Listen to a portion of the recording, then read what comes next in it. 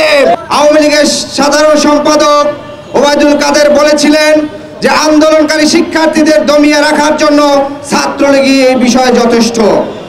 অতএব একটি রাজনৈতিক দলের সভাপতি এবং সেক্রেটারি যখন তাদের সরাসরি উস্কানি এবং প্ররোচনায় আওয়ামী লীগ সংগঠিতভাবে দলীয়ভাবে এদেশের সাধারণ মানুষকে খুন করেছে, সাধারণ মানুষকে হত্যা করেছে, এদেশের শিশুদেরকে হত্যা করেছে, শুধু দলীয়ভাবেই নয়, এই রাষ্ট্রের যে প্রতিষ্ঠান আছে, যে প্রতিষ্ঠানকে তৈরি করা হয়েছিল দেশের নাগরিকদের নিরাপত্তার জন্য, যে পুলিশ বাহিনীকে তৈরি করা হয়েছিল জনগণকে রক্ষা করার জন্য, সেই পুলিশ, র্যাব, বিজিবি সহ আইন শৃঙ্খলা বাহিনীকে রাষ্ট্রীয়ভাবে ব্যবহার করে এদেশের জনগণকে হত্যা করেছিল।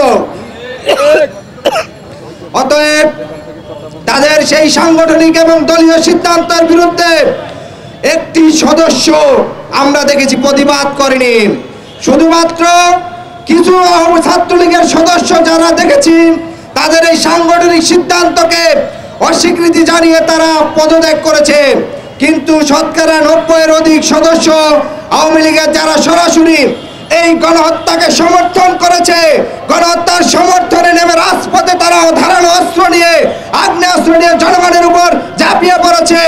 অতএব এই আওয়ামী লীগের বিচার করতে হবে এবং যতক্ষণ পর্যন্ত সুষ্ঠু তদন্তের মাধ্যমে আওয়ামী লীগের বিচার করা হবে না ততক্ষণ পর্যন্ত বাংলাদেশে আওয়ামী লীগের সাংগঠনিক কার্যক্রম কিংবা আওয়ামী লীগের নির্বাচনে অংশগ্রহণ করা থেকে আমাদেরকে বিরত রাখতে হবে।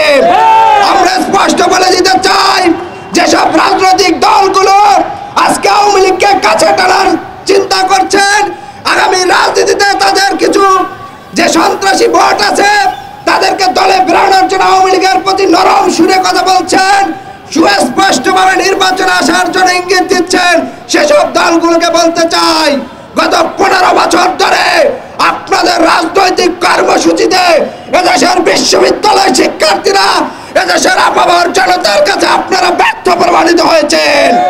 অতএব আগামীর দিনে এদেশের ছাত্র জনতার যদি পালস বুঝতে না পারেন, তারা যেভাবে আপনাদেরকে তখন প্রত্যাখ্যান করেছে, আগামীর বাংলাদেশেও আপামর জনগণের পক্ষে না দাঁড়ালে আপনাদেরকে জনগণ কিন্তু বিচ্ছিন্ন, আপনাদেরকে প্রত্যাখ্যান করবে। অতএব আমরা অতি দ্রুত দাবি করব, এই আওয়ামী লীগের অতি দ্রুত বিচার করতে হবে। এছাড়া যারা শহীদ হয়েছেন প্রত্যেকটি শহীদ পরিবারের একজন সদস্যদেরকে আর্থিক ব্যবস্থা এবং তাদেরকে কর্মসংস্থানের ব্যবস্থা করে দিয়ে সেই শহীদ পরিবার পাশে সরকারকে অতি দ্রুত দাঁড়াতে হবে।